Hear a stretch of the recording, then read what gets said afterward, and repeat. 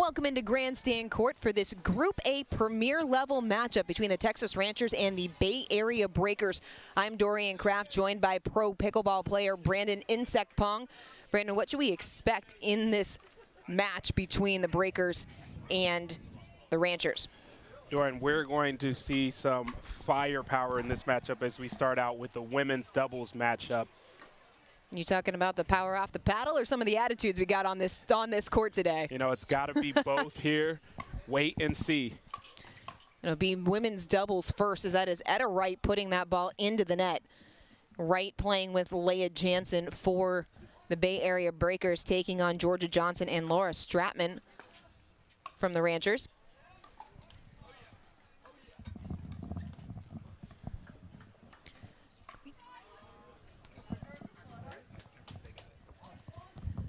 One all, Bay Area back on serve.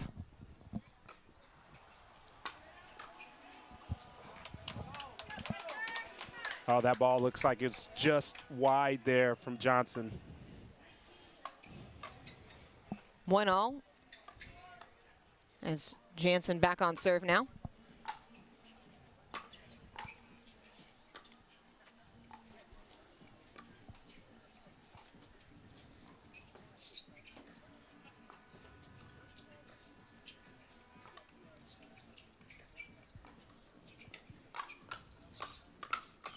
Oh, great counter there from Johnson for the point. Just in the right spot, Dorian, as she moves over to her right side and finishes that off. Great play by Johnson. Was that the right decision, though, to speed it up there by Bay Area? Yeah, we'll find out. We'll see what their strategy is so far. I think they want to try to dictate the pace here.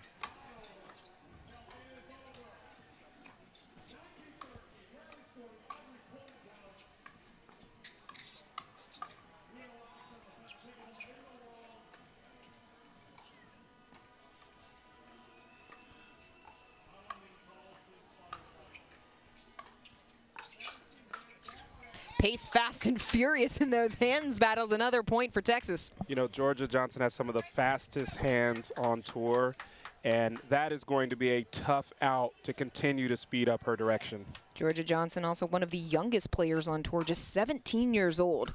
Turned pro back in 2020 as she drops a forehand into the net, side out coming for Bay Area. Yeah, when we talk about the strategy, I think for Bay Area Breakers, they want to speed up until it doesn't work. They want to bring the pace here.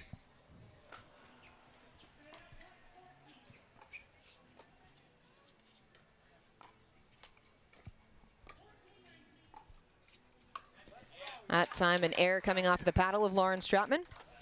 Yeah, settling in here. Stratman is great on that right side. I can see her dialing it in soon.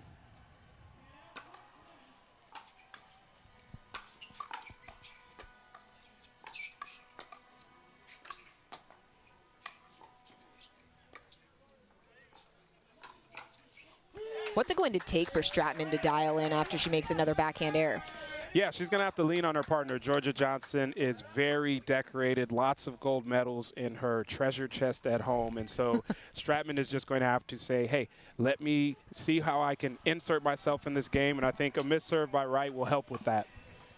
Anytime you can get a service error, it also always helps getting back on serve 4-5.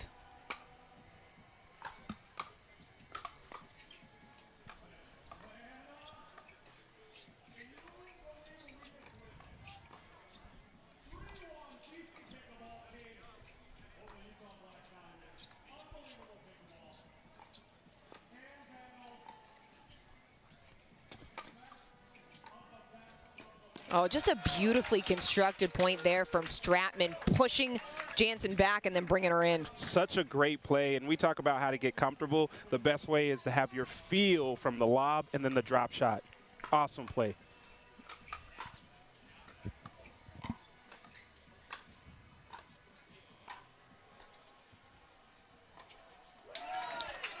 Just some insane gets there by Georgia Johnson. I think Etta Wright was surprised. The ball kept coming back. At this level, if you don't use that extreme angle, it's coming back more often than not.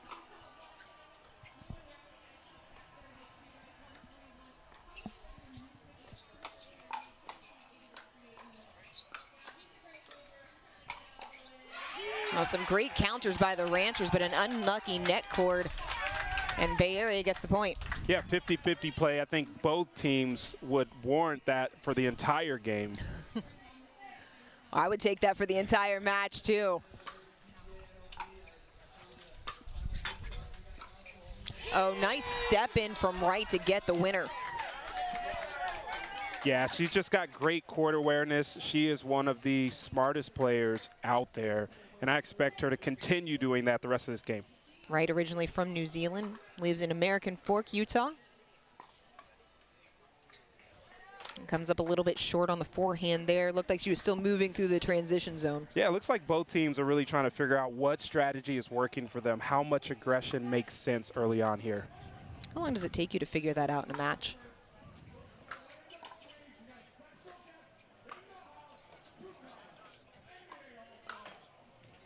Oh, Dorian, that's a good question. As you see Johnson just miss on the volley. It depends. There's a lot of things, opponents there. Sometimes it's weather dependent, but I think a lot of it is just your feel. How ready are you? How good of a warm-up did you have coming into this game?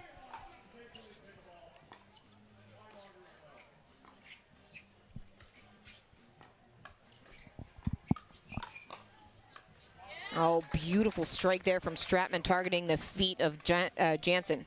And that's where she wants to be, in a position where she can utilize her power, get the ball down.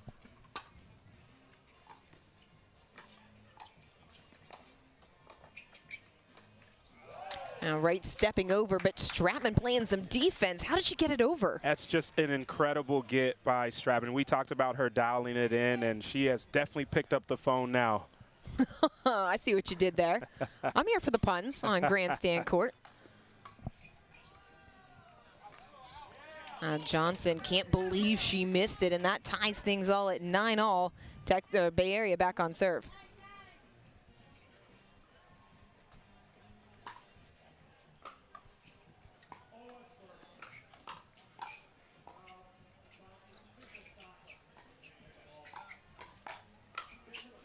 A well-constructed point as Johnson gets the winner. Yeah, all these ladies have power, but especially Stratman and Johnson can really crush the ball when they need to. And Stratman maybe trying to do a little bit too much there on the forehand. Yeah, it looked like she second-guessed, tried to take some off of that, and anytime you second-guess in this game, it's the kiss of death, right? It's tough.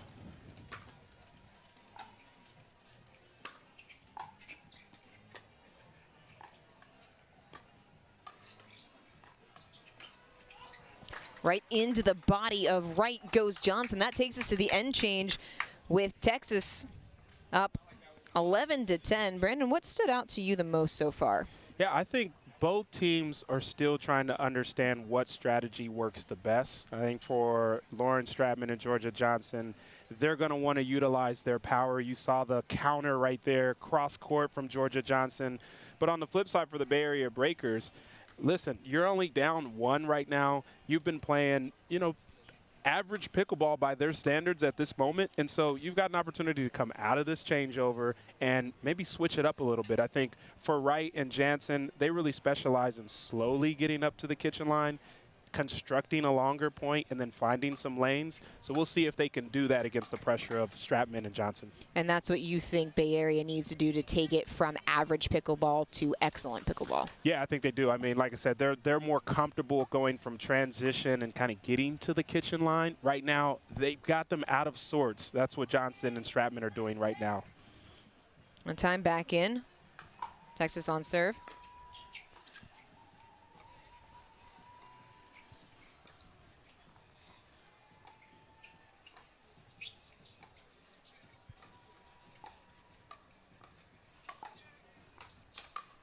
Now speed up from Jansen, but Johnson ready and waiting for the winner. Yeah, Dorian, look, they started out with the point that they want, constructed a long one, tried to figure out some angles. Jansen just saw something a little early, and Johnson was on it. That's such a nice, short, compact swing.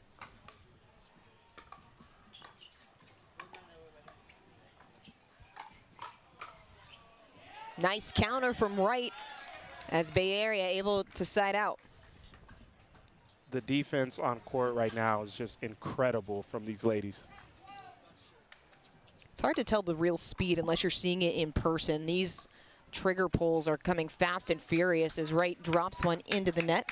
Uncharacteristic error. Yeah, uncharacteristic, but you're exactly right. Some of the things that are tough to come on screen are the spin and the pace of the ball in close distance.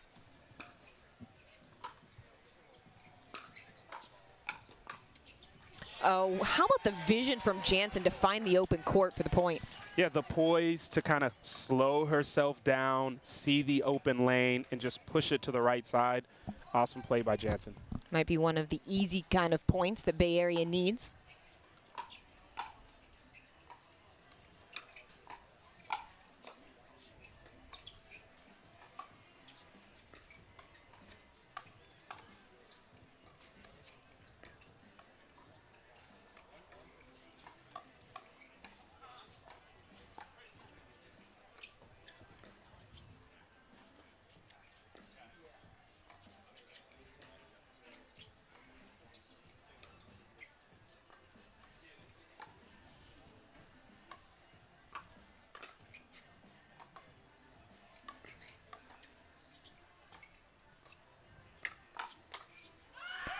Another forehand sails long, and that patient type of point. Brandon, that's exactly what you were talking about for Bay Area. Yeah, it's going to take longer. Look, we might be here an extra 10 minutes, but for Etta Wright and Jansen, that's the way they want to play. How patient do you have to be as an opponent to stay mentally in a point like that?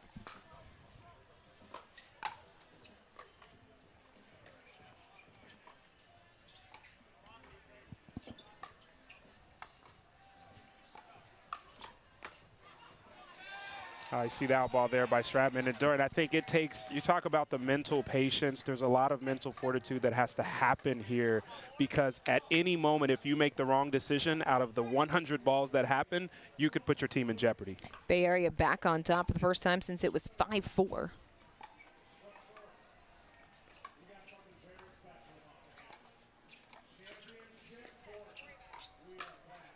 Into the body of Jansen goes Johnson. And they keep trying to go to Johnson to see if they can find a lane off the speed up. I don't think that's the right play. Probably should move it more to Stratman.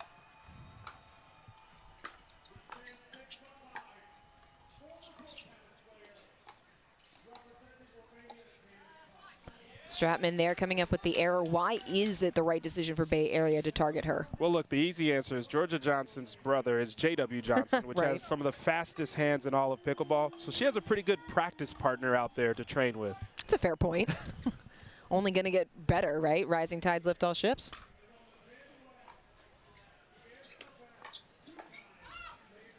And there are some hands as Jansen calls it long. And Stratman immediately, that's easy for me to say, immediately heading over to the bench and indicating that she wants to challenge. Yeah, she didn't hit it clean, but that helped the ball potentially stay in. So she's consulting with the team. They're not sure. I think it's, you know, kind of a challenge plus timeout at this moment for them. Why not use them? You can't take them home. And I think when we talk about that hand speed, we mentioned Johnson being able to train with her brother. It's not necessarily just seeing it, but the anticipation that she has. She reads extremely well. Being at a young age in this pickleball world, she is doing extremely well at that. And so for them, I think it maybe makes sense to kind of target Stratman a little more on those speed ups. And to your point, Georgia Johnson, just 17 years old. Got into pickleball when she was traveling with her brother, JW. That's how she decided that she wanted to be in the sport. Her mom, Julie, is a senior pro, so has been around pickleball probably as much as you can be for a sport that's only growing in popularity. Yeah, and the Johnson camp, shout out to all of them, mom, dad, son, because they have done an awesome job of letting the kids develop within the game. They play tournaments. They haven't put too many expectations on them. They kept it fun, and they're seeing the fruits of that. You got Georgia Johnson here in the toughest league of all pickleball here, shining bright, and her brother as well, so kudos to that entire family. Our video referee is up. Jim Ryan took a look at the back line as you're getting a look at the kitchen cam presented by Margaritaville. Video ref Jim Ryan discussing with lead ref Diane Viedra and our second ref Howard Hepworth, as Diane Viedra heading back towards mid-court. Upon review, the ball is in, and so the call will be overturned.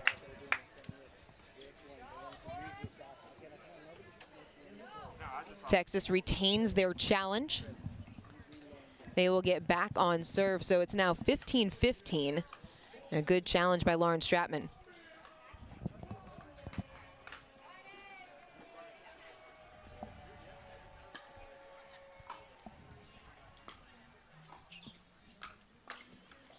There's a nice ball from Leah Jansen. Little change of pace. They handled the firefight. Jansen was able to counter it. She's a fiery player. I'd like to see her bring the energy here to help her team come out with a win here. A little bit more subdued than maybe we've seen her in previous matches. Still a long way to go in this one, though. As Johnson looking to maybe speed that ball up a little bit below the net. Yeah, taking a chance. Look, she's been playing near perfect pickleball this entire time, so she's feeling pretty good here. Bay Area now with a 2-point lead.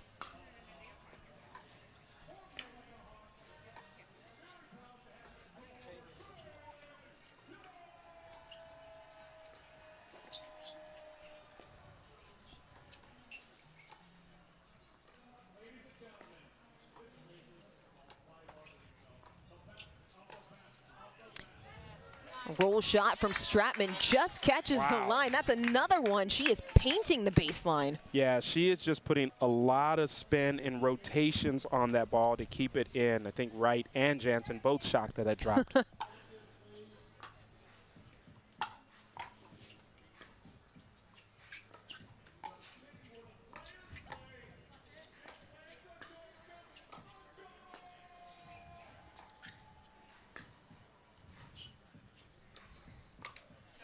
Jansen had the shot she wanted, just caught it in the tape.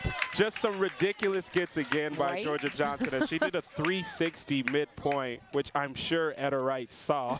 It kind of throws off your concentration there. What a play.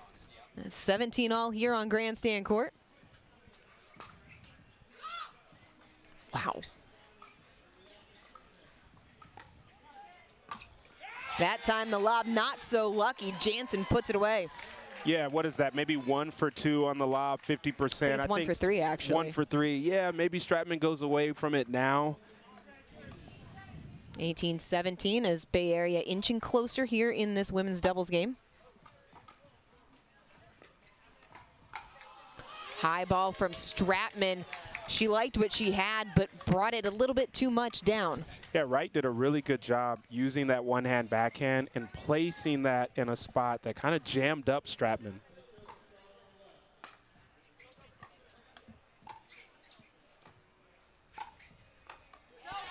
Jansen can't handle the backhand slice. And that's where Stratman, again, is at her best. When she can take balls out of the air, force the pace, makes it really difficult for defenders to get back to the kitchen line.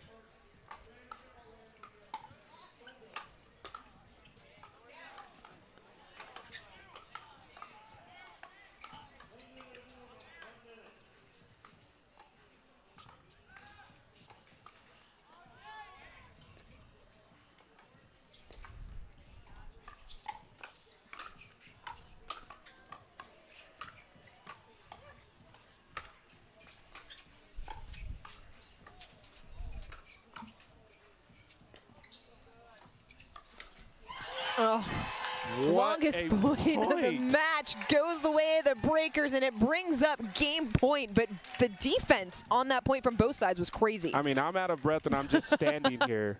That was insane. Well, there were multiple times during that point that I was ready to call it. And fantastic effort, but game point on the paddle of Leah Jansen.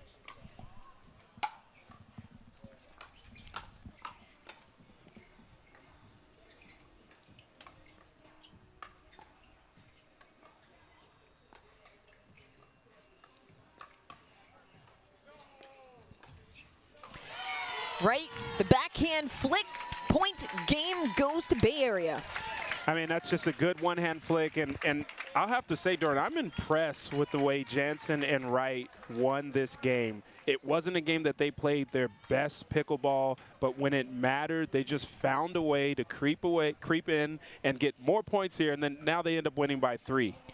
I don't know about you, but it felt at moments before the end change that it was actually Texas who was in control of this game, and then just slowly Bay Area took control and never let it go. Yeah, what they did is they slowed it down. They started playing more of their game. And then, you know, this is an experienced team, a veteran team as well. And so they didn't panic. And that's so crucial in this type of format, to not panic, know that you're always in it, and then slowly chip away. And they got a win here. Bay Area coming into this match 1-0. They took down the Atlanta Bouncers in their first match in league play. They took that one 3-1. The only game they dropped was mixed doubles. Meanwhile, Texas coming in 0-1, so they're Ranchers really needing a win, and they need a game here to even things up against the Bay Area Breakers. It's men's doubles coming up next. For the Ranchers, Dylan Frazier, Travis Rettenmeyer. For the Breakers, Rafa Hewitt, Connor Garnett, one of just 6 players to make the jump from the challenger level to the premier level for this year. Brandon, who has the advantage in this match? Ooh, it is going to be slim, very slim margins here. If I were a betting man, which I am not, and I'll just put my money in my pocket, because this is going to be tough. You've got Rafa Hewitt and Connor Garnett, who are playing some incredible pickleball. They actually started partnering together on tour, played a few matches, got deep in the draw, and so there's some chemistry there from them. And then on the other side with Rettenmeyer and Dylan Frazier has won a couple gold medals this year. He's notoriously been in the gold medal match, and so he's looking to stake his claim as one of the top pickleball players in the world. And another thing, if that last match was quiet around here, this one's not going to be. This one will not be, I can assure you that. So the Breakers have chemistry. The Ranchers have success. What is going to be the difference maker? I think it is going to be the energy, because in a game like this, you've got both sides that are pretty evenly matched, right? And so what's going to carry them over is going to be their bench, the momentum, who doesn't shy away from the tough moments, which I don't think any of these players will. But if I had to give the slight edge, I may say Bay Area Breakers here. Because Rafa Hewitt's got to be your X factor when you're talking about energy. Anyone who's ever watched him has to know that. They've nicknamed him Mr. MLP. He's got a couple titles to his name. He's actually started to put it together outside of MLP, but notoriously, when this guy gets in this environment, he is a different beast. There are some players that just shine brighter when the lights go on. Rafa Hewitt, one of those players. I was talking to Dominic Catalano earlier this week, and he said, you know what, Rafa Hewitt made for the MLP, made for this, but the MLP also made for Rafa Hewitt, bringing in those fans, that energy, getting everybody excited about this sport as it continues to grow. Match made in heaven. If he's not an investor, he will be.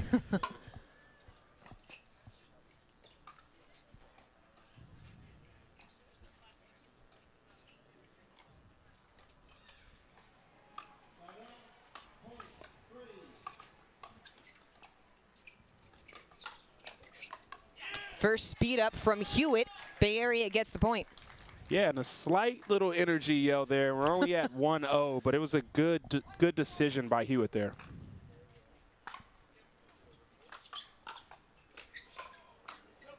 That one pushed long. Who yells more on tour, Rafa Hewitt or Jill Braverman?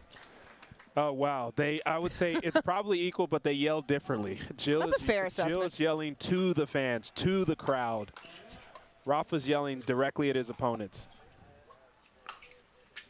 And sending that ball directly towards us on the overhead. Yeah, listen, it's dangerous when you're playing a man that keeps his glasses on his hat in an environment like this, but we'll see how long they stay.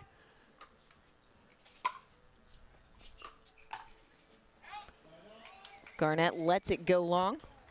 Yeah, and from a tactical perspective, I think Frazier and Rettenmeyer, they're going to want to bring them into the kitchen here.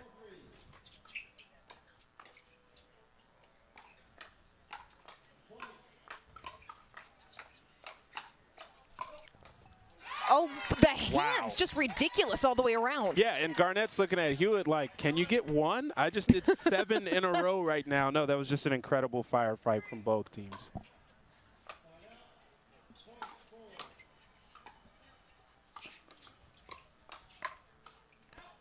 Another out ball off the paddle of Dylan Frazier. Yeah, there's great hands all around, but I just think Dylan Frazier has the opportunity to speed up off of the bounce.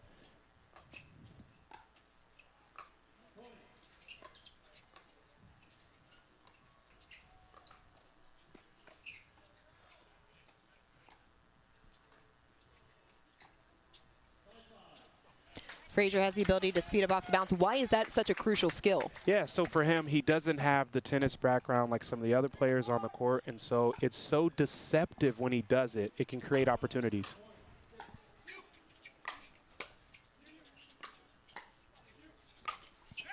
Well, some more defense, and there's Hewitt again yelling at the opponents as they split, leaving the middle wide open. Just great fake out wide, and then he pushes it through the middle. We're going to have to measure the amount of points versus Rafa Hewitt yells.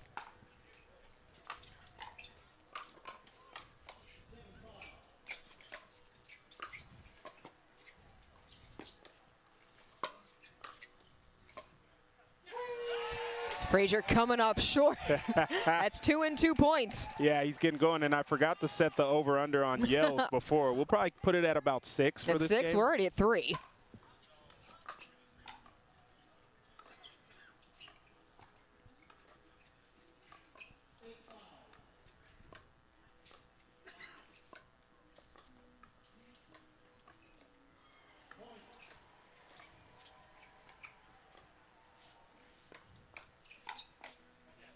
Nice speed up there for the counter from Rettenmeier. Yeah, and I think that's the strategy. You see Dylan Frazier speed up off the bounce. It caught Garnett off guard, and they end up getting leverage on that point.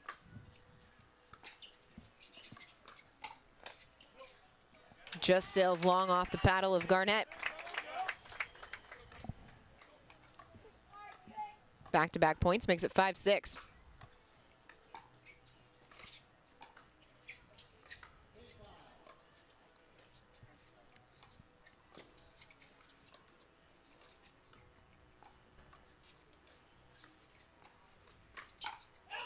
Speed up by Hewitt, and it's an error off the paddle of Rettenmeier. Yeah, Rettenmeier's going down the line with his dinks. I think he's got to get some of those cross court to make sure he keeps Garnett off pace. Backhand error from Garnett. Yeah, and that's a rare side of Garnett with one of, if not the best two-hand backhand in all of pickleball.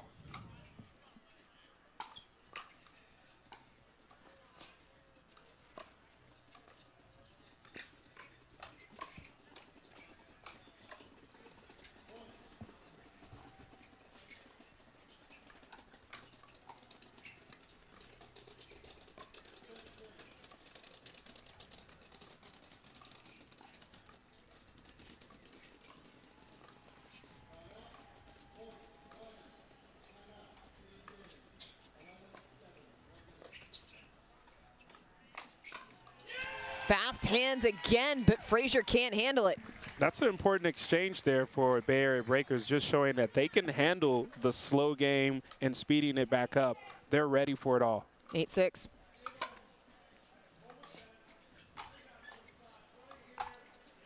Rettenmeier gets an overhead for the easy put away. And that is definitely a shot that Rettenmeier, former tennis pro as well, that if he gets that, you know, it's not coming back. Rettenmeier spent 10 years on the pro tennis tour, retired in 2012.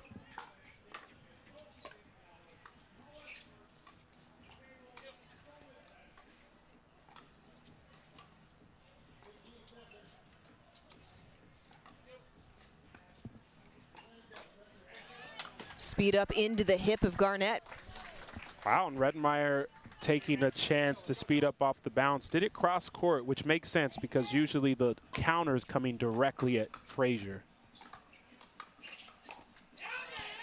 There's Hewitt speeding up another ball and letting out another yell. Yep, he's heating up, as they would say. I thought he always came in hot, though. Yeah, Let's be honest. I guess you're right.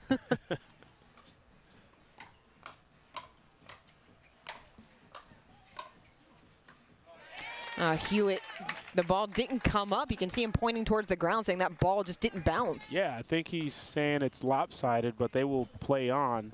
I mean, if I'm Rettenmeier and Frazier, I'm playing on as well. 9-all.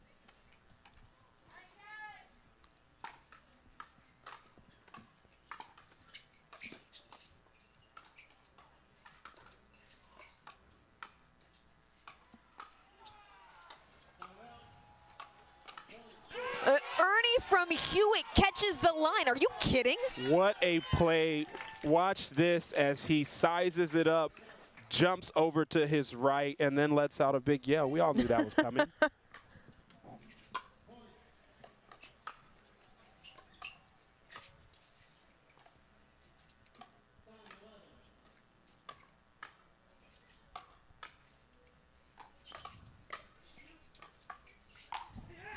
Oh, the angle from Rettenmeyer. That was dirty. Just some crazy ATP defense as well from Hewitt, but Rettenmeyer able to put it away.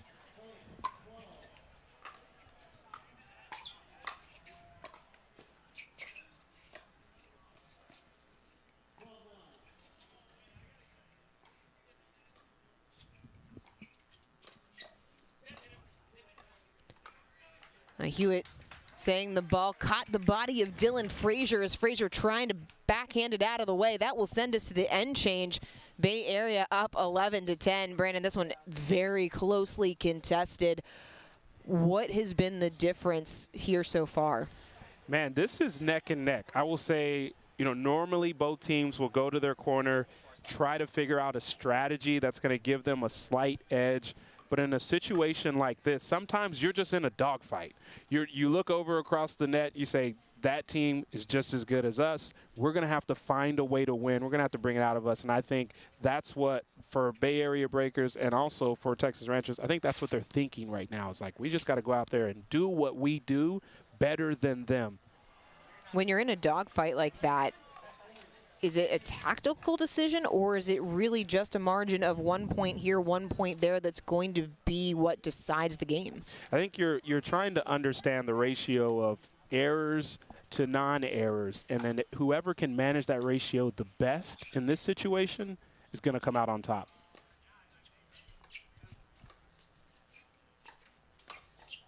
Hewitt puts it away. I like that you mentioned the ratio, though, because so many people just say unforced errors. It's not just unforced errors. It's how many errors to how many winners, and situational as well.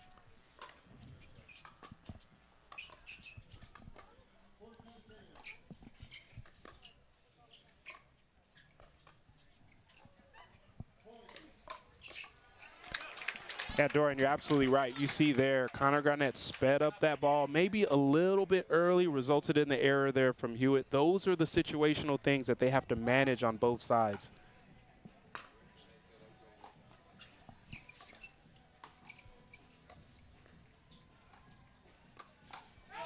Hewitt stepping in and forcing the error from Rettenmeyer. They're really pressing that Rettenmeyer backhand off the bounce, and it led to a up ball there for Hewitt, who absolutely knows what to do with that.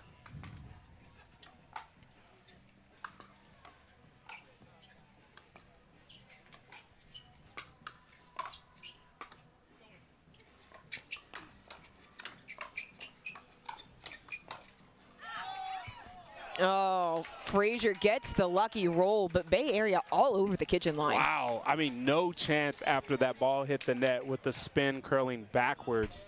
But just crazy hands there from Dylan Frazier.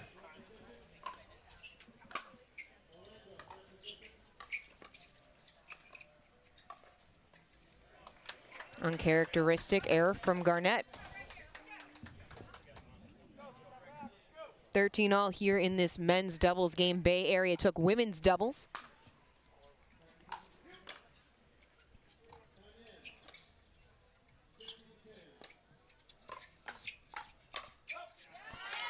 Hewitt sends it long. I like the structure of that point there for the Texas Ranchers. They made their way to the kitchen line, made some good decisions, and let the out ball go. Ranchers now with their first lead. And they add to it as the ball is long. It's now 15-13 Texas. Yeah, you're going to see them play a little faster here.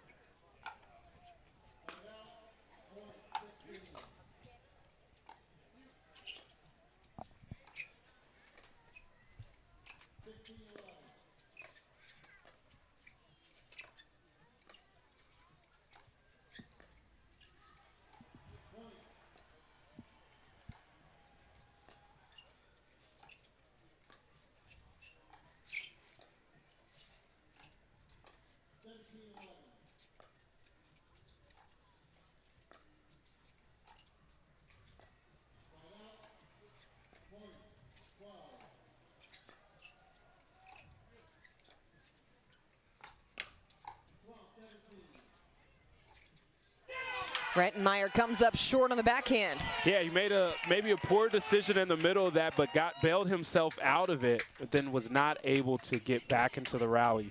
And the one thing you do not want to do if you're Texas is give momentum back to Bay Area.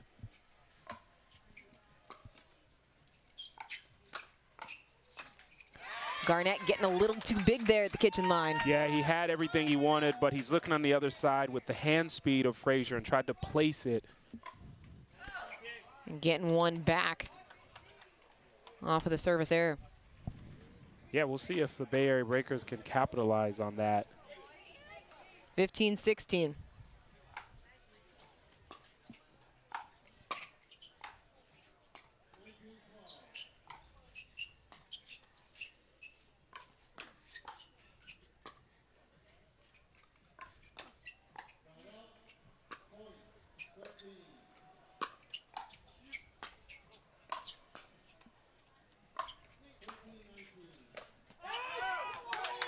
Frazier pushes it wide.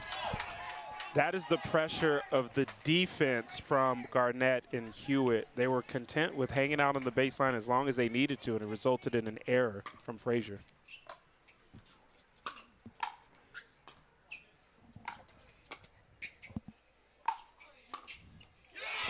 And Garnett comes up into the net. You talk about the pressure. It feels like, comparatively to tennis, like playing a Carlos Alcaraz, where you're forced to go for more because of the court that he can cover. Yeah, you're absolutely right. As you see Rettenmaier starting to yell towards the other side of the court. But when you've got a team that covers as much court as Hewitt and Garnett back there, you've got to just stay calm at the net, understand that this could be a 7, 10, 15 ball combo to get the point. If you rush it, you know, kind of like Frazier did in that previous point, you end up making an error. Bay Area is taking a timeout, trailing 16-17 here in the later stages of this men's doubles game. And we talked about the fact that this was going to be a war of attrition. Neither team has been able to pull away. But what has Texas done differently coming out of the end change that's allowed them to capitalize a little bit more? Well, I've seen more energy. You see, again, Rettenmaier yelling at the end of that play. He's taking a lot of those overheads. I think that makes you feel good when you can hit a heavy overhead and it doesn't come back. So I think they've got to stay with that because their strategy is okay, but if they don't bring any energy momentum to it, it's not going to be the glue that they need to win this game. Hewitt and Garnett already back out on the court. Rettenmaier the last as he walks to the baseline, back on serve, leading 17-16. Texas trying to even up this match at 1 game apiece.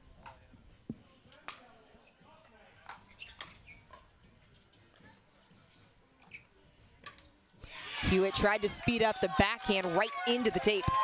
Yeah, and he saw it initially there, just got there late with the one hand.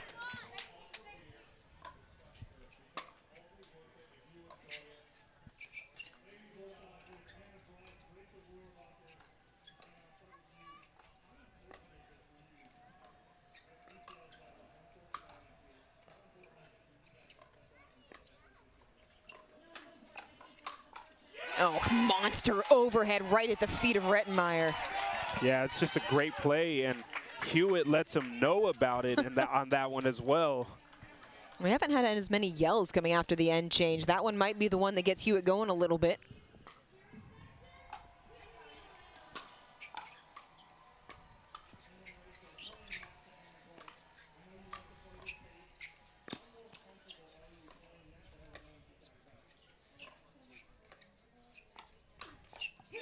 Nice counter from Garnett. Rettenmaier saw one, decided to take the opportunity, but Garnett was all over it. He ties things at 18.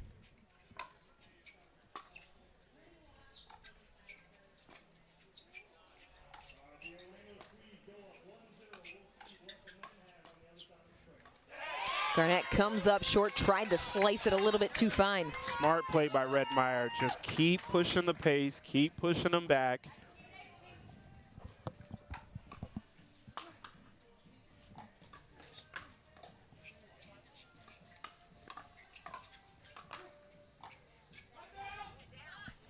Rettenmaier can't convert the lob, and relentless pressure on that point from Bay Area. There were some huge two-hand backhands there from Garnett to set that play up.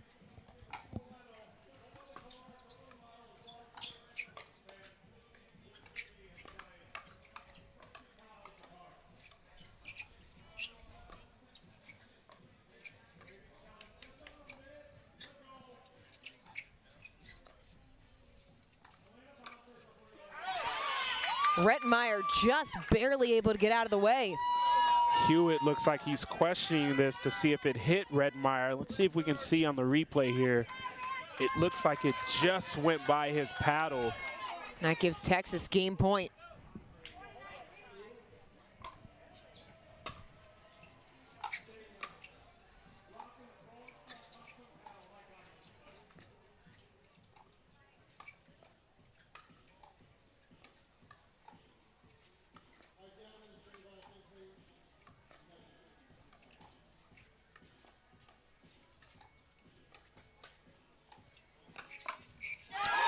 Frazier into the body of Hewitt to end it. The Ranchers even this match up at 1 game apiece. Wow, and Hewitt has not done that the entire game, which is take a volley cross court to Dylan Frazier's body with the fast hands. And for Dylan Frazier to be ready the entire time and counter that like that, it's just amazing play there by the Ranchers. Brandon, before it got started, you said it was going to come down to energy. The Ranchers brought the energy after the end change. They end up getting the game victory. Teams will take a break, set their mixed doubles lineup. We're going to take a break with them. Don't go anywhere. We've got a fantastic one brewing here on Grandstand Court. There's more to come from the MLP presented by Margaritaville.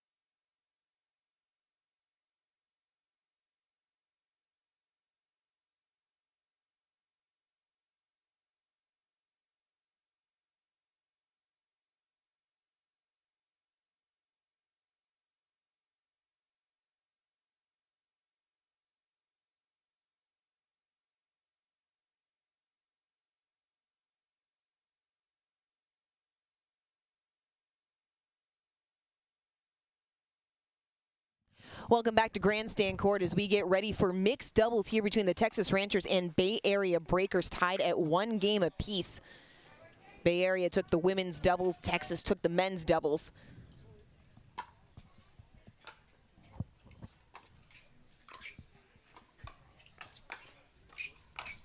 Well, Frazier trying to do a little bit too much there coming back. Yeah, I like the activity early from Frazier there as he is able to just move around and kind of insert himself. He's going to need to do that here for them to come out with the win.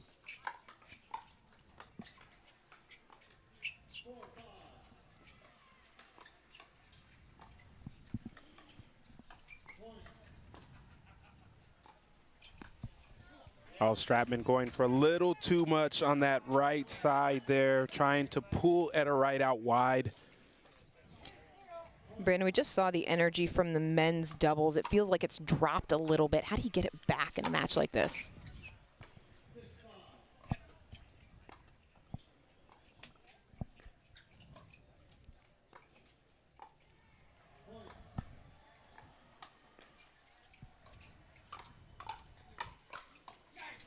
Yeah, I think it'll be tough. I mean, you don't really have the most fiery individuals here on the court now. You've got Lauren Stratman, who she can raise her energy, Connor Garnett at times, but you know, these are two teams here that they just want to come out and play calm, confident pickleball and come out with the win.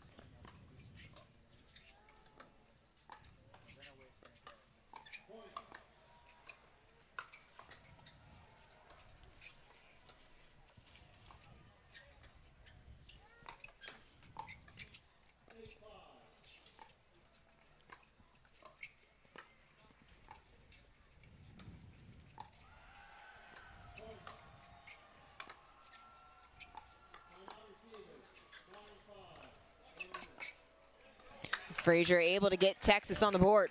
Yeah, it's just great play there. They slowed it down. Frazier's able to move the ball around. Again, he's deceptive off the bounce and just surprised right and then had an opening there. Immediately delivers a service error. Second one for him. He had one in men's doubles previously. 4-1.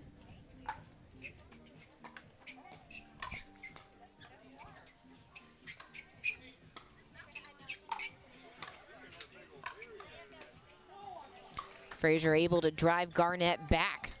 Yeah, and these are going to be two different styles actually as well, because Dylan Frazier is going to try to cover a lot of court, whereas you got on the other side, Connor Garnett is really going to let Etta Wright dictate some things so that he can stay on his two-hand backhand side.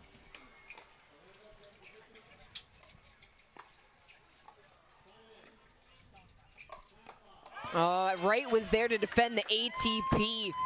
You know, it's crazy. ATPs used to be something that everyone got up on, but now it's just normal. You saw how he did that. Just great play by Frazier.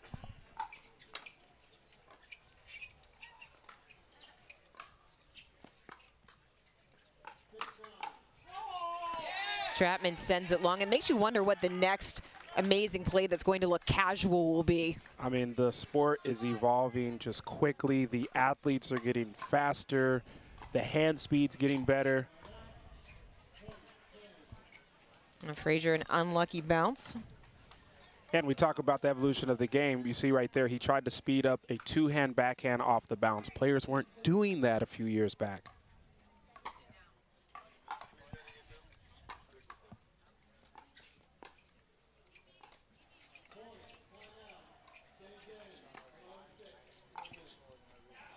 Stratman paints the line for the winner. Yeah, she's going to love to move to her right on that forehand and see if she can spin a ball in, as you see her do here. Great play. Stratman and Frazier dropped their first mixed doubles match of the day.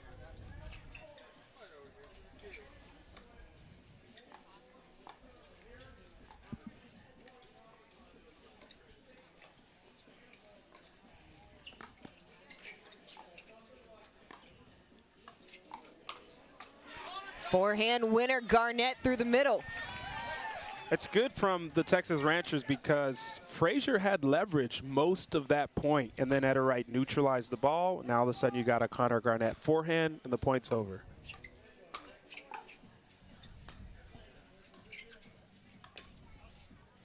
Overcooks the backhand there. Yeah, sometimes when you have a great play, the next one you want to do something great as well, and it doesn't always work out.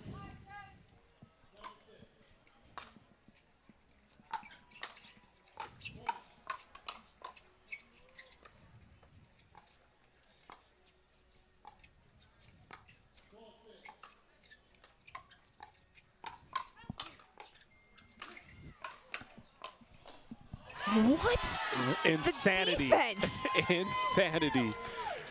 We'll go ahead and clip that highlight now because that was just incredible hand speed. The hand speed, but the patience to be able to track that ball after it hit the net cord. Yeah, it's crazy. And then Frazier comes up short. You see that a lot after insane point where it just takes a while. You got to gather yourself, get your breath in order.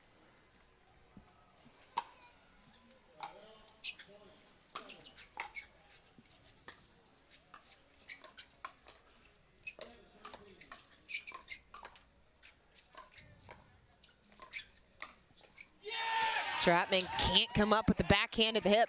Beautiful point from the Ranchers. Ederite didn't even panic there. Probably had the lowest heart rate of the entire weekend in the mid-court while Frazier's putting pressure.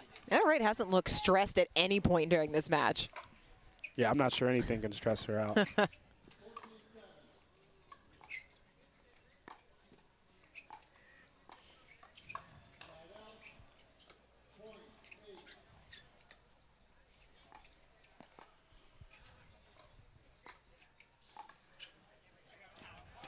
Stratman can't make the lob. Yeah, I think that puts her at about 25% on lobs this entire match here. Still going to try to go for it because it's a shot she typically makes.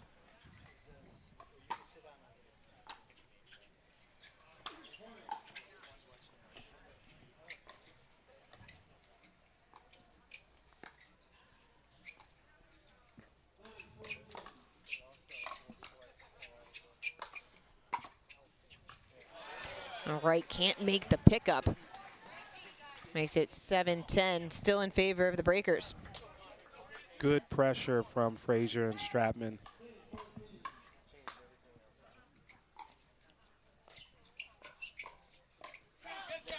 Backhand flick sails long, and at the end change, Bay Area up 11-7.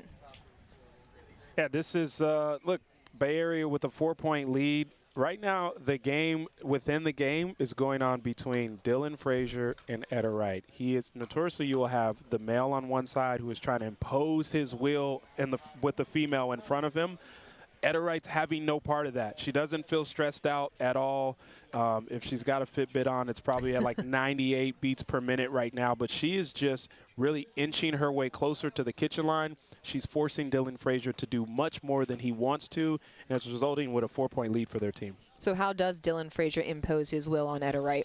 Yeah, I think what he's going to need to do is work the ball around the kitchen a little bit better. So move it over to Connor Garnett, maybe stay there for 4 or 5 dinks, start shifting things over to the right side, closer to Lauren Stratman, and then take an opportunity to pull Ederite out wide. Right now, he's kind of staying a little more on his side and not giving an opening to create anything. Ranchers trailing by 4 at the end change. And if you're Texas, the one thing you don't want to do is give Bay Area a lead with Rafa Hewitt and Leia Jansen coming up next.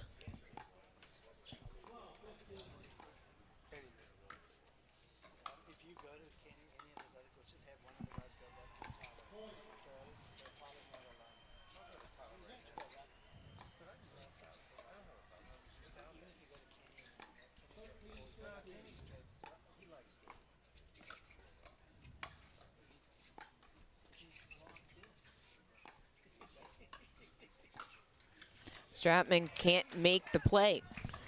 And that's tough because you come out of the timeout, you have a different strategy. Looks like they were targeting Ederite on the cross-court forehand. You know, you expect to see some traction from it, but the Bay Area Breakers handled it well.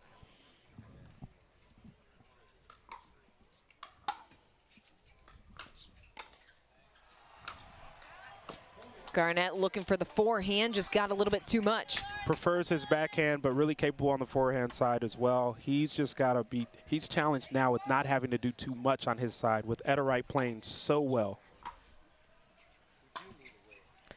And Frazier, another error. It feels like doing too much has been the buzz phrase to start off this season, too. It's very easy with the rally scoring to try and make something happen. Oh, so smart from Frazier.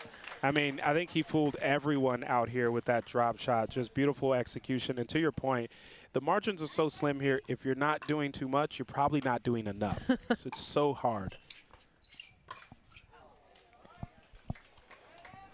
Frazier comes over and misses that volley there, probably thinking to put it in the right spot so that Connor Garnett doesn't tee off on it.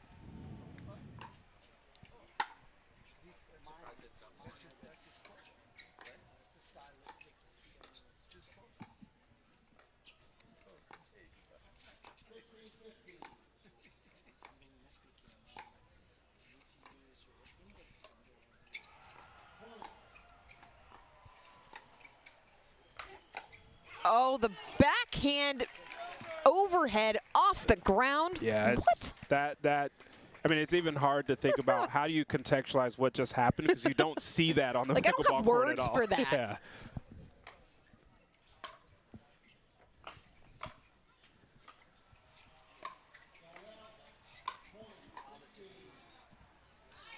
Lob sails long. Yeah, it seems like every strategy that the Ranchers have thrown out, the Bay Area Breakers have handled it well. Ranchers just have to find a way to weather the storm, see if they can get back in this game.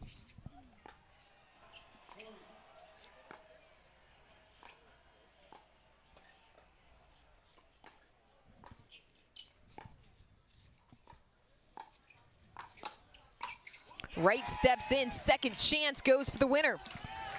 He wasn't expecting to hit two balls there, but she hit the second one, put it away. Just great execution by Etta Wright.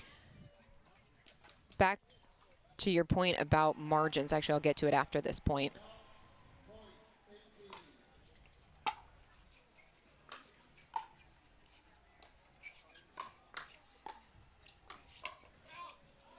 Another point going for Bay Area. If the margins are so slim that if you're not doing too much, then you're not doing enough, how does that impact your decision making in the middle of a point?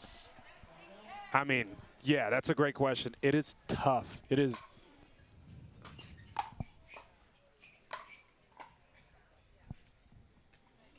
No, I know sometimes out there you've got to just play to your strengths, and that's usually the level of comfort for these players. Just what am I extremely good at? And what Garnett's good at is that backhand put away. Yeah, you always want to go back to that comfort zone, but then within that, after you have a few balls, you start feeling comfortable. That's where you look for different opportunities out there to see what else can I do.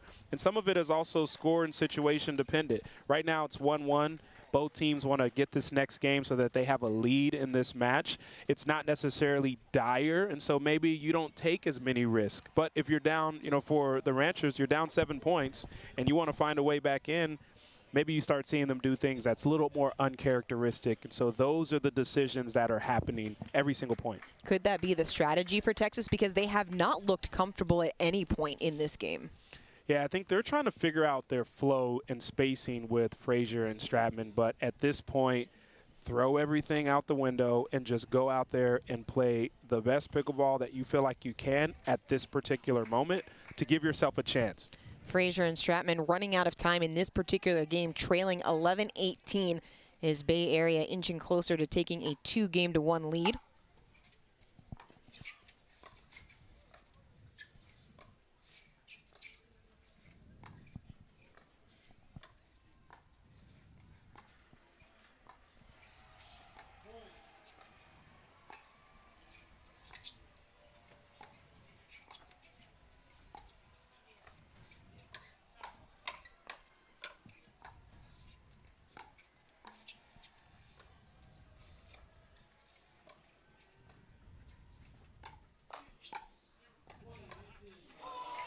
Right, looking so calm, taking that ball at the hip.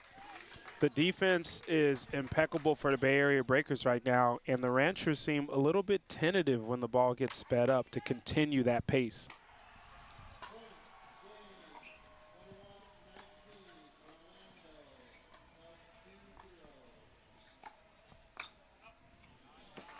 And Garnett tried to speed it up just a bit long. Yeah, and I have to say, I don't think we've seen Etta Wright miss a third shot or a dink in this entire game. Just incredible consistency right now.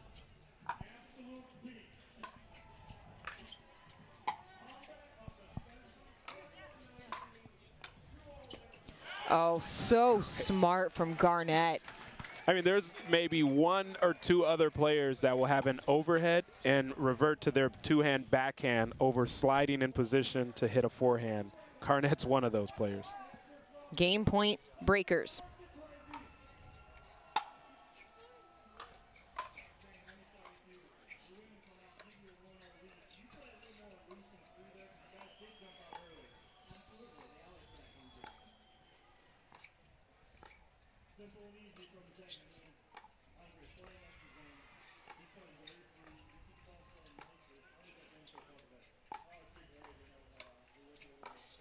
Beautifully constructed by Wright, and that does it. 21-12, Bay Area over Ranchers in mixed doubles. I mean, Bay Area Breakers looked confident. They looked ready for whatever the Ranchers threw at them, and that resulted in a win here. I mean, a pretty lopsided win, as we've seen in this MLP format scoring right now. But they can't rest on that too much because they've got to get back out there and see if they can win this match here with this next mixed doubles. Oh, worth noting that in group play this year, we are playing all 4 games for points for seeding. So we will get to see Rafa Hewitt, Leah Jansen taking on Travis Rettenmeyer, Georgia Johnson. These are 2 of the more accomplished mixed doubles duos going head-to-head. But when you are going up against a Hewitt and a Jansen, a pair that you know brings that energy, brings that fire, if you're Rettenmeyer and Johnson, how do you take that away from them?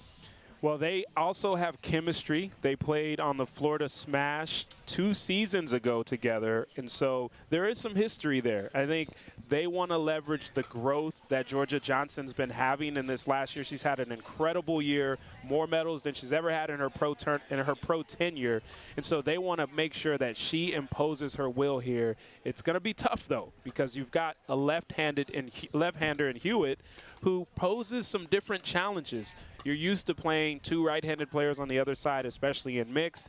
He's going to bring something different, probably be lined up with Travis Rettenmeyer head-to-head, and so we'll see how they navigate that. But I really expect Georgia Johnson to take this matchup personal. I'm going to be lined up in front of Leah. I feel as if I'm the better player, and so let me help my team win. Jansen and Hewitt maybe with something to prove. They dropped their mixed doubles match against the Atlanta Bouncers to Paris Todd and Hunter Johnson. That was a chirpy, testy one down on court 3. As the Texas Ranchers needing to take this game if they want to send it into a Dream Breaker powered by Toyota Prius. And Travis Rettenmeyer, it is so good to see him out on the court looking loose. He did a story with Sunday Swagger where he talked about his tennis career. He said, yeah, most people would look at my career going pro at 18, 10 years, being number 57 in the world. He goes, I saw it as mediocre. I look at it as a failure. And so when I left, I wanted to do something that was all about what I loved. And that's initially how he found pickleball, and his love for the sport grew into buying a team, playing on tour. And he said, I'm loving my life every single day out here on court. Look, high-caliber athletes have high-caliber expectations, and there's no other place where you see that happen more than in tennis, where it's just you out there. It's you against the world. You're trying to play as great as you can, and so for a high-level athlete like Travis Rettenmeyer, that is understandable. He has high expectations that he can expect to be maybe #1 in the world and was not able to reach that. It's grueling to do it day after day. Then you come to a sport like pickleball where the community is entirely different.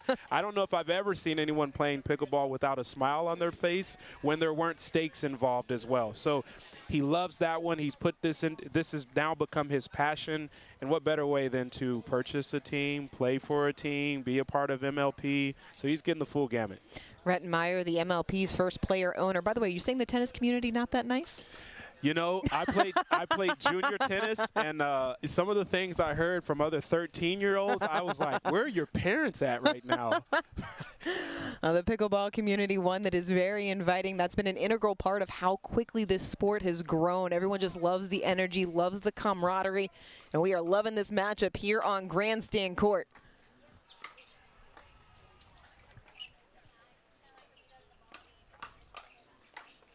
Jansen targeting Rettenmeier off the hip. We talked about the head-to-head matchup with Georgia Johnson and Leah Jansen. I think that was Leah saying, wait a minute, I'm the better player here. Jansen saying, don't forget about me.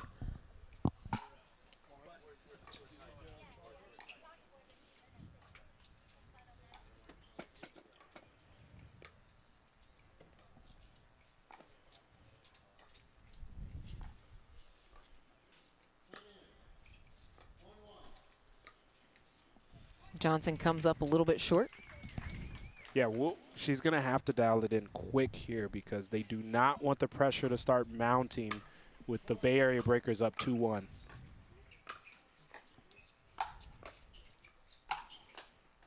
That's a better constructed point there from Texas. Yeah, if they can get an up ball, something high for Rettenmeier to put away, it's going to bode well for their side. Rettenmeier on serve. Jansen sends it long for the receive air, tied at 2-all. That was deceptive because that serve actually had a good amount of pace on it and caught Jansen off guard.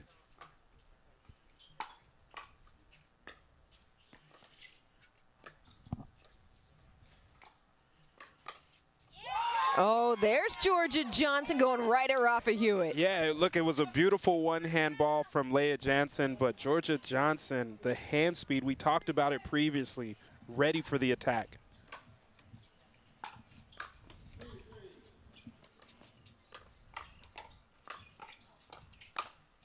Oh, Johnson had it just a little too much on it. Yeah, I call that an emotional miss. You saw it, you could have hit it soft, but you wanted to put it away, and she just hit it too wide. I'm going to start using that when I'm playing with my husband. It's an emotional miss, it's fine.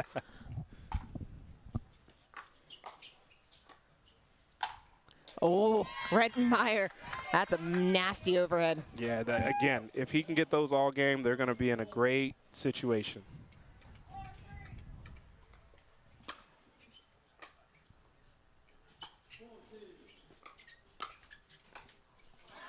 Jansen getting some love from the net cord. Yeah, she got a tape ball coming to her, handled it well, and then hit it off the tape. How difficult are tape balls to handle? I mean, in real time, that is probably one of the toughest balls in the game. And Jansen getting a little too big. Got two forehands in the middle there, so Rettenmeier is trying to find a way to get to Jansen's backhand.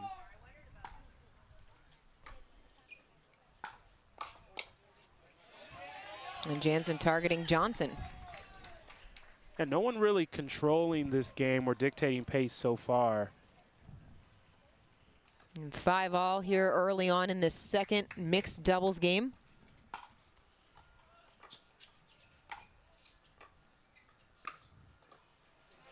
There's a nice move by Johnson, caught Hewitt leaning. Yeah, if you recall the ball she had before where she sprayed a little bit wide, that one she took some pace off and added some spin, helped it to stay in.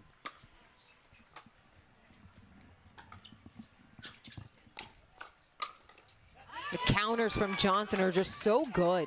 Yeah, and Rettenmeier's having success with that cross court into the body of Jansen, and then it feeds right into Georgia Johnson, which is what they want.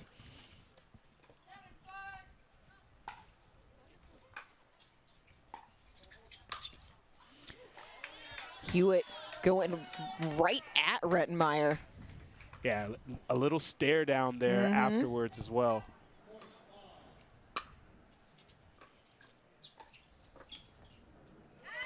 Can't make the plays, trying to come over. Yeah, Hewitt was going hunting there, but not able to get that one. Ball just dropped a little faster than he thought.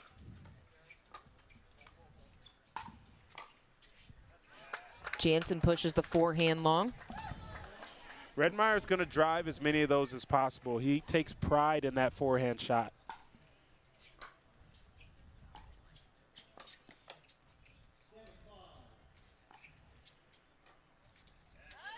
Jansen, that's back-to-back backhand errors for Leah Jansen. And in a matchup like this, when you see someone that has 2 straight errors like Jansen, I expect them to go right back to her here.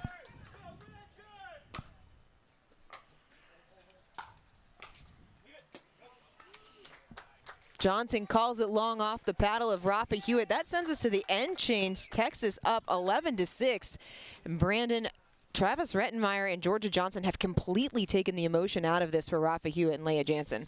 They're playing with an incredible amount of pace right now. And while the ball's coming off what we would consider heavy, means hard, a lot of spin, pace, it's actually controlled on their side. And so that controlled aggression is helping them out, helping them get closer to the kitchen line. They're getting free errors off the volleys, as you see one from Hewitt there and then one from Leah Jansen beforehand. It is working well on their side. I expect them to come out of the timeout and do the same thing. You talk about the heavy tennis background that the majority of these players have, and it's easy to forget that Georgia Johnson, yes, there is some tennis in her background, but not at the level of a Rafa Hewitt, of a Leah Jansen. Hewitt, the #1 juniors player in the Pacific Northwest. Jansen played her career starting at Washington State. Rettenmeyer, as we mentioned, 10 years pro, played with Robbie Ginepri on tour, and Johnson's holding her own.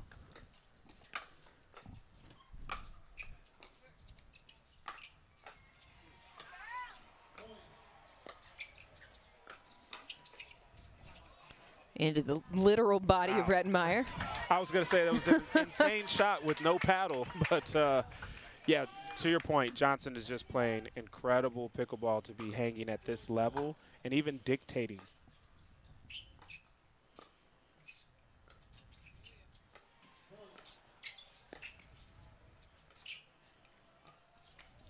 I'm trying to go for the Ernie a little bit too much, but I like your specification there. It's not just for Johnson that she's playing, it's that she's dictating, and we're getting to see what the future of pickleball is going to look like in Georgia Johnson.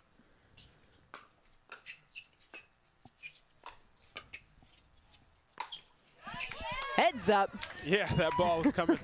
I got you, partner. I was getting ready to dive out of the way from that ball. That's why you got the softball player calling play-by-play over here. I got the hands.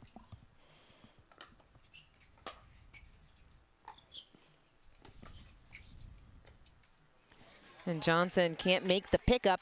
And if Bay Area needs anything to get that momentum, that juice, it's a couple of unforced errors by the Ranchers. Yeah, I look for them to find a way to get Hewitt involved here to get some energy. On cue, Hewitt in the middle of that point again, hitting the body of Rettenmeyer. That's twice here in the last 4 points. They're doing a good job driving closer to Georgia Johnson and allowing Hewitt to move over and poach, intercept that ball. 10-12, starting to get a little closer.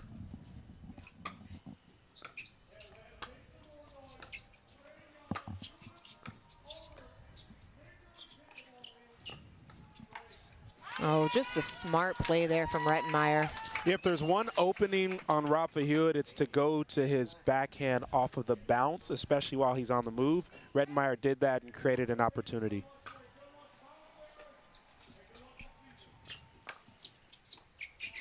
That time, Rettenmeyer not able to make the pickup. They literally did the exact same thing now to Rettenmeyer. This one tightened up, 2-point margin. Bay Area trailed by as many as 5. Hewitt looking for that big power forehand. Yeah, it was working for them. You know, we can say that's in the budget. The first one they've missed after the changeover.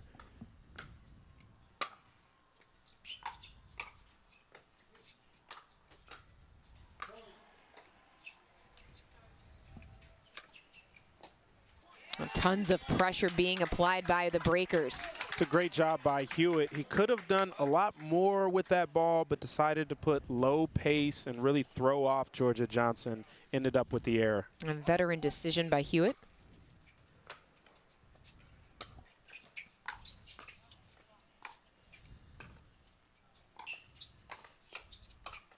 Hewitt stepping in, rewarded with the high ball. There we go. Rafa Hewitt turning to the crowd saying, back me up. Yeah, he's getting them fired up now. Here comes the energy.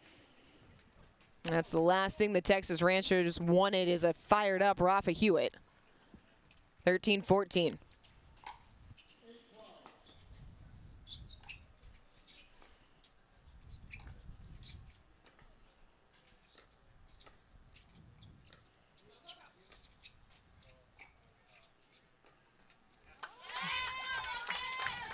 Some miscommunication early in that rally, and while it didn't affect the next shot, 2 shots down the road, Leia just a little out of position.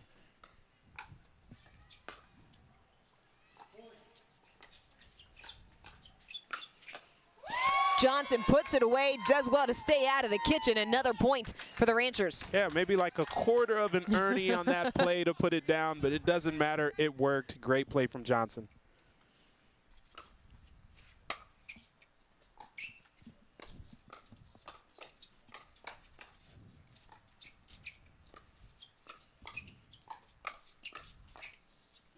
Decision by Rettenmeier in the middle of that point to reset paid off. Man, that was just incredible hands and decision making. Yeah, to your point, to be able to reset in the middle of a firefight like that, what Rettenmeier did, is just incredible. And then knowing that he's got great hands right beside him in Georgia Johnson, they were able to come out on top of this rally and take a 4-point lead. Rettenmeier did say that fast hands and a decent sense of anticipation are the things that transfer over the most from tennis into playing pickleball. But if you didn't know it from the speed or the pace or just the crazy skill set, the decision-making of the pros should stand out as being one of the most impressive things to see on court. It really is. And to be able to do it in real time at this type of speed is something else. And then you throw in the pressure of everyone watching, the things that are happening. So just kudos to these players right now. They're playing awesome pickleball.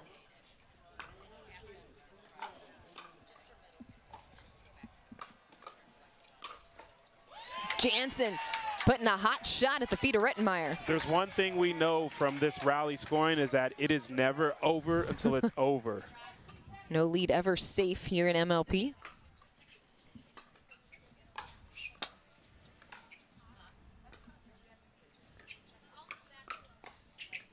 Beautiful counter from Johnson.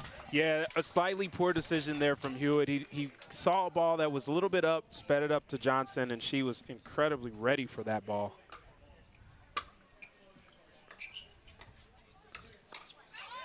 Speed up into the hip of Jansen, and now Texas within 2 points of evening this matchup at 2 games apiece. And you got some banter back and forth. Rettenmeier doing the notorious Rafa Hewitt swoosh over there.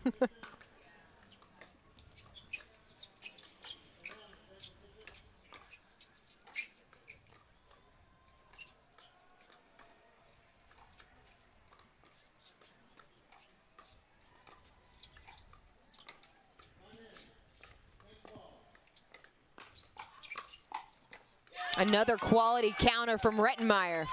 And he's feeling himself right now. He's had quite a few counters. You watch this, they tried him twice, and it did not work. He has a little stare down there for Jansen this time. Game point for the Ranchers, up 20-14. Oh, and you gotta have that on game point. Yeah, you know what? You want it. They feel, hey, we've got a 5-point lead. It may not matter. At least we hope it doesn't. That's one of the things, though, that if this goes the other way, we'll be looking at that point. Absolutely. And now Jansen returns the favor, service error. No freeze this year. You still have to win on serve, so game point number 2.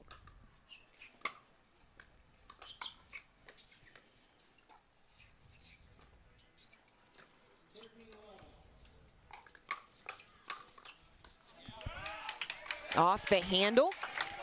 It's one of the things you see is players trying to manage, especially when they want to close out the game, how aggressive they want to be. And I think that's a little bit early there from Rettenmeier to try to speed it up to win this game.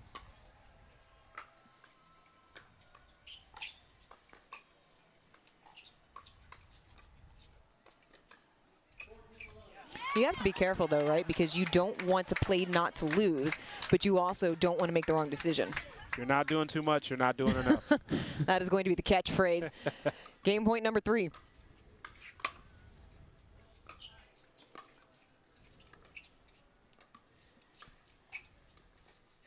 Miscommunication, and third time is the charm. The Texas Rangers take the mixed doubles matchup 21-16, and you know what that means.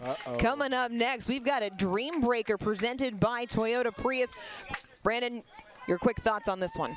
Well, let's see. We've got Dylan Frazier that plays singles at an extremely high level. We've got Rafa Hewitt that does the same, Travis Redmeyer, Connor Garnett, who has been in the finals, almost took down Ben Johns in one of the finals. So this is going to be something to watch. If you're anywhere in the area right now of MLP, you probably want to get down here to see what's going to happen because we don't even know. I mean, 4 points apiece for each person, crowd, energy.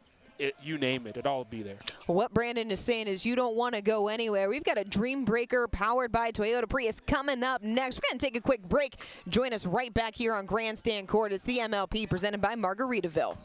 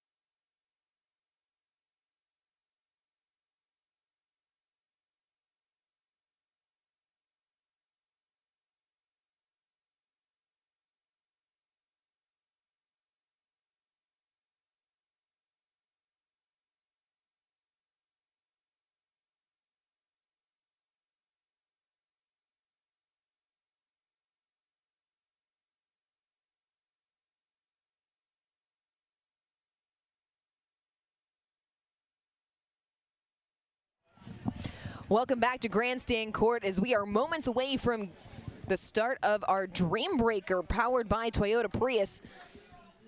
Singles 4 points, and then everyone changes still first to 21. Oh, Garnett just running Frazier all over the court. I mean, he does a great job finding his two-hand backhand, as you see here, and then planting and moving in to create chaos for Frazier.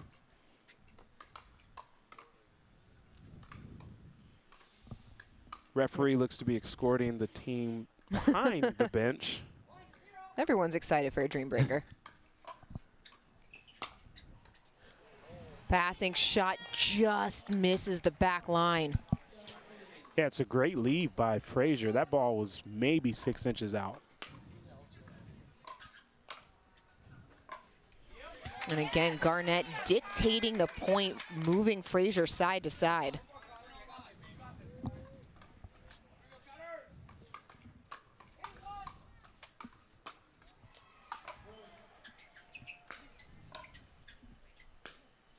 Oh, the forehand winner for the point. What a rip from Garnett.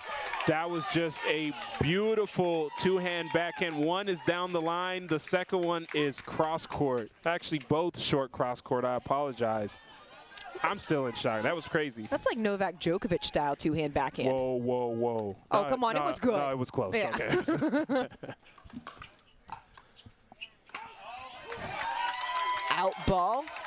4-1 breakers. Yeah, Redmeyer just a little bit off on that volley. Had a lot of pace coming off that Adidas paddle for Rafa Hewitt.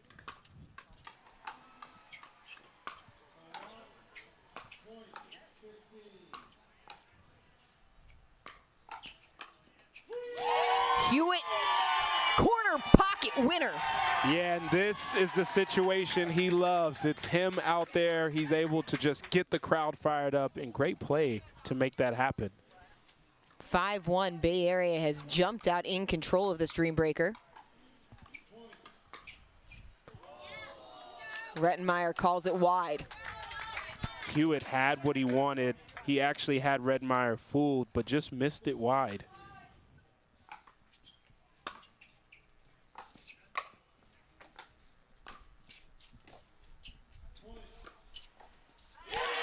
Rettenmeyer outstretched, couldn't cut it back. Hewitt fired up here on Grandstand Court as the breaker's up 6-2. Beautiful court coverage from Hewitt there.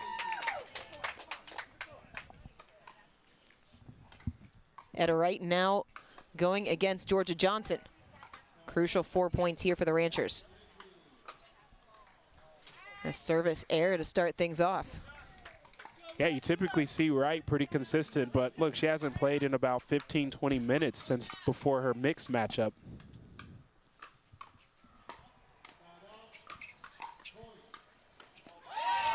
Wright, steep angle, Johnson not able to get there. Yeah, that was just a beautiful cut with the backhand, and she was even in position for the next ball if it was going to come over. Johnson can't make the return. Big, powerful serve from Wright there.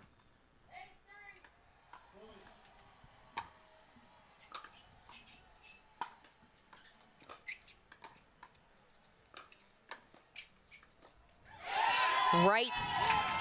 What has stood out to me most right now for Bay Area is their ability to dictate and move Texas side to side. Yeah, they're really planting and moving well where the ball is going to be and giving them an advantage right now. 9-3 breakers.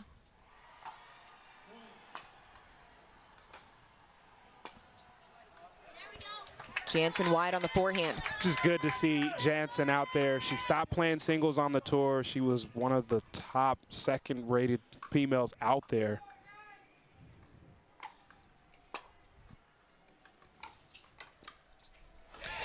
Great vision and smart decision just to take a little bit off and deaden that ball. Right, she had Stratman out of position, and so she made sure to finish it appropriately. 10-4.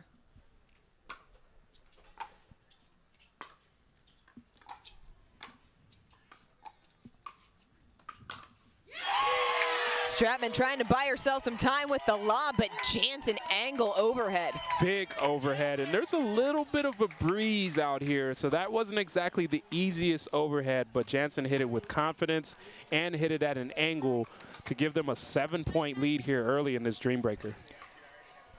I mean, Brandon, this has been all Bay Area here to start this off. What does Texas have to do to be able to establish their points better, because they're being run around right now? I mean, you just have some incredible singles players over there for the Ranchers, but for the, I apologize for the Bay Area Breakers, but for the Ranchers, they do as well. In this type of format, they have to go out there and I think that second ball, so after they serve, that second ball, they really have to put pressure. Right now, they're not doing a bunch with that. I'm looking for a big return here from Stratman.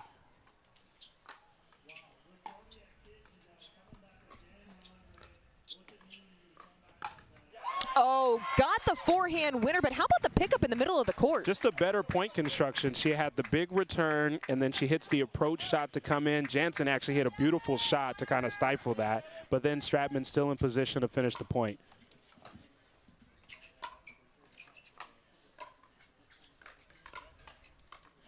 There's Frazier coming through with the backhand. And Frazier does the same thing. He hits the serve, and now he approaches aggressively and puts himself in position. I like the strategy so far here. Garnett, full stretch, can't get it. Frazier imploring to his team, let's go, as he gets 2 straight.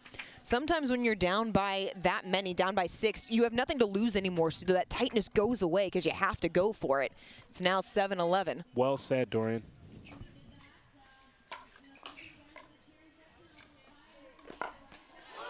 There's Garnett coming back, going down line. Yeah, I mean, listen, the yoga classes are paying off because he almost got into the kitchen there, but was able to keep his balance.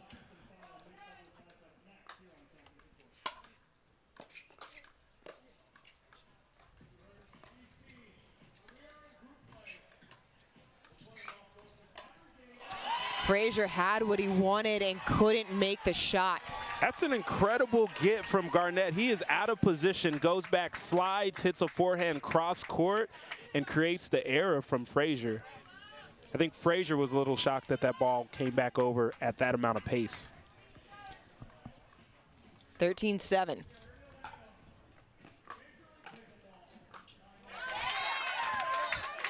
Error from Hewitt.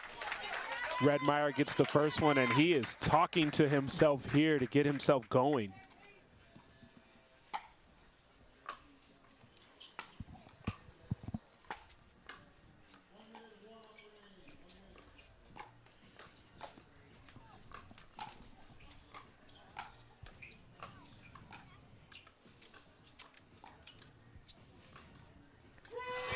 Hewitt gets the corner winner.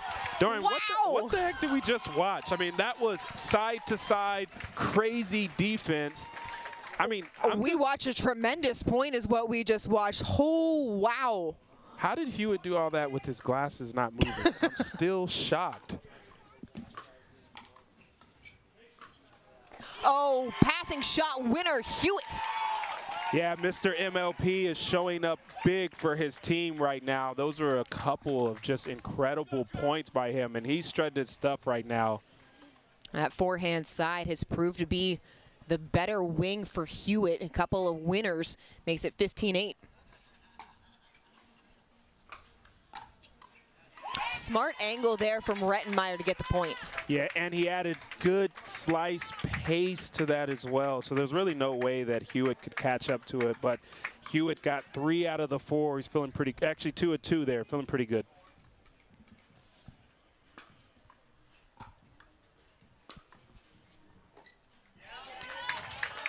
Error from Wright. I think this is a matchup that the Ranchers need to own. Georgia is a very well-playing singles player. There's a great angle from Johnson. You could see it from our vantage point as it developed. Yeah, she saw that point. Actually, she probably structured it before it happened, which most great singles players have to do.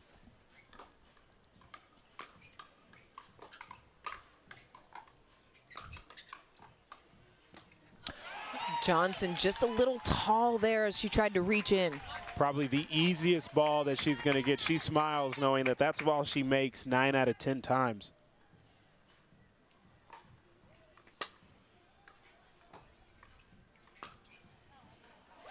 And pushes the backhand long, so Bay Area now up by 6, inching closer to taking this match.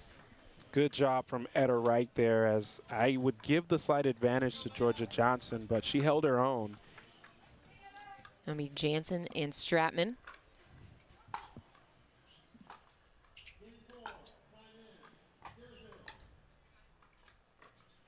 How about the decision from Jansen to go behind Stratman? Yeah, and she held that two-hand backhand to the last moment. As you see here, she sets it up and just really gets Stratman off balance.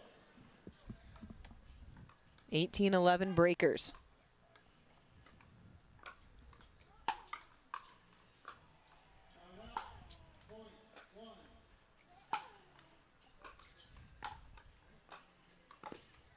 Stratman doing her best to stay in that point, but couldn't come up with the outstretched forehand. She was all over it, but Jansen just put enough pace on that where Stratman couldn't get it cross court. And some of that's due to the foot speed. Now Bay Area within 2 points of taking the match.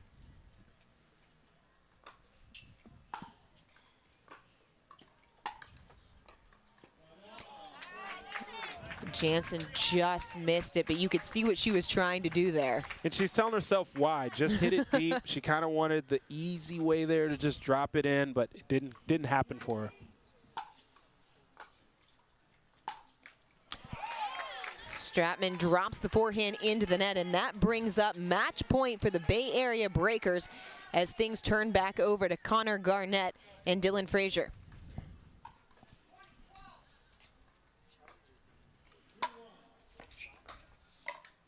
Point, game, match, Bay Area Breakers. And Garnett looks to his team. I mean, he got the two-handed backhand off the return. We all knew what he was going to do there. He fires it cross court and ends up getting the error off Dylan Frazier. That's just great mental fortitude from the entire Bay Area Breakers team to pull this one out, especially after it went to a dream breaker when they were up going to that.